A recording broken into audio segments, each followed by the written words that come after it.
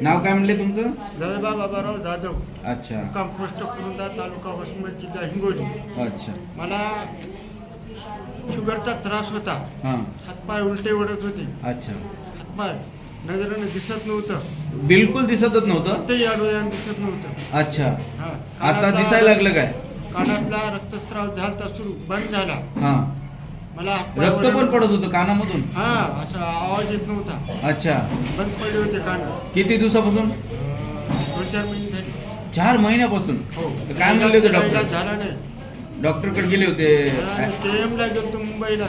KM ला गेले होते? हो, तिथं सुद्धा इलाज झाला नाही माझा. अच्छा पूल बंद झाला नव्हता, आता पूल बंद झाला. हां जेवण जात नव्हतं, जेवण चाललंय आता. अच्छा हो, मी हिंडायलो फिरायलो, झोपणं काही नाही आता. अच्छा पहिल्याची नरशिकता झाल्यामुळे मला झोप येईल.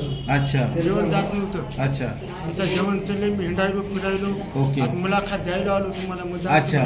चांगलं वाटायला. लघवी पुन्हा पुन्हा किती वेळा येत होती दिवसभरामधून? घंटात नव्हती, 10-10, 15 बाऱ्या.